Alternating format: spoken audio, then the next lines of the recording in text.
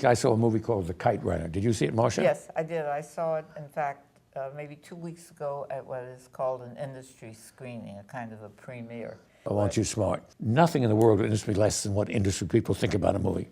I cannot imagine anything. I'd rather know what a dog thought about it or a hamster. But anyway, to get on with the movie. A curious fact, first of all. There were two quite big movies that opened this week. Okay. The other one is Atonement. Yes. And by a weird thing, although they're very different, they have exactly the same story. And I mean exactly. They both are about a child who does a deed, either of omission or commission. Correct. That creates horrible tragedy, spend the rest of their life, or a lot of their life, trying to atone for it. And the other odd thing, other coincidence, both of them become novelists and write a novel, which is the story of the movie. Yes. The picture to me, it is pseudo-serious. Uh-huh. It is the kind of picture that, let me say, it is serious the same way Oprah is serious. Its heart is in the right place. It is absolutely, intellectual content is zero. And it's interesting, though. It's a good story. It's a contrivance. It's a movie. It's a very good movie. The director is Marc Forster, who did Neverland. And he is fabulous with children, as if you saw that picture, you know. Brilliant cast, unknown actors except for the lead, the men. I wish I could pronounce all their names, but I can't. I feel very ignorant for not knowing how to say everyone's name, which is long. I could say the names, but I won't. You're showing off. It is the story of an adult who has to return to the land of his birth, which is Afghanistan, because he has heard that the childhood friend whom he had not supported when they lived in Afghanistan is in trouble and needs help.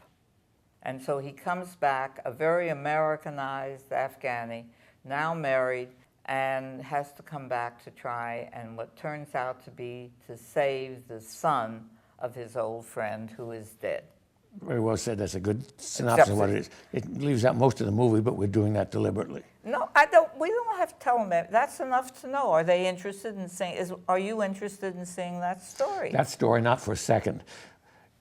The rescue was uninteresting. The interesting part of the rescue was fabulous. It's a joke. But anyway, the interesting part of the story is the relationship of the Afghanis, the family, the two kids, the rich guy, the class differences. But that's what they're going to see when they go to the movie. Yeah, but I said that's, if you told me it was just about somebody going there and in a comic book way, firing a slingshot at the chief mullah. I like that. There were 300 guys around with AK-47s, but they can't stop him. But they were singing and dancing or doing something. We don't often see movies where, against all good sense, all reality, our hero, who has suffered his whole life for his bad misdeed, gets a chance to make up for it. Anyway, it is a happy ending. Anyway, it's Orphan Annie, rescued.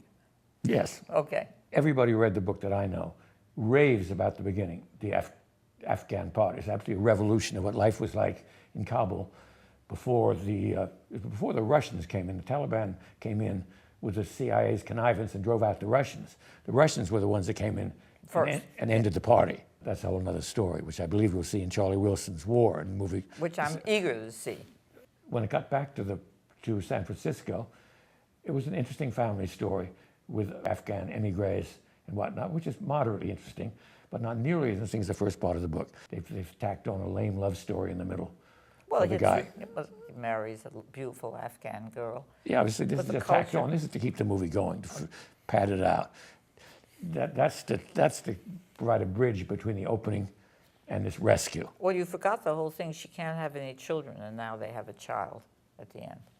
You forgot that. This is what I mean by Oprah. The cinematography is wonderful, considering it was done in China. Don't you know what John Ford said? A rock is a rock, right? Iraq, he was talking about, or Iran? No, a rock. Oh. The thing is, He was ahead of his time. Yeah, everyone says, well, you know, we find a city that looks the same, right? We live in a universal world, a big world. And what difference that it was made in China? They couldn't make it in Afghanistan. Couldn't have. Didn't all the young druggies in the 60s and 70s go to Afghanistan and buy dope? No. Yes, they did.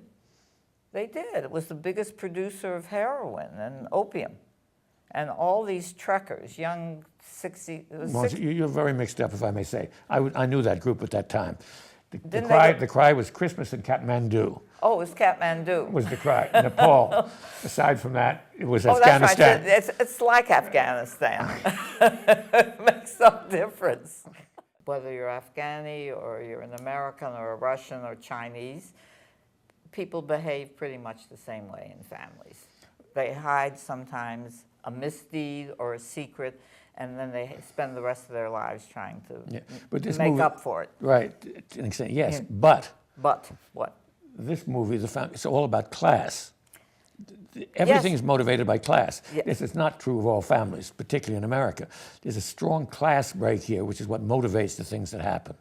The kid is brought up to a certain class. It's because he is of an upper class, and he cannot bring himself to really pal up with his servant's son. That is the underlying theme of the movie. No, he's been taught he was a servant. I know that, but that's But that isn't the reason he's a coward. The father says to him, "You're a coward." He says, "Why aren't you strong like Hassan and other people? Why do you not fight back?" he's it a is writer, not- is why. He's a writer. That's why.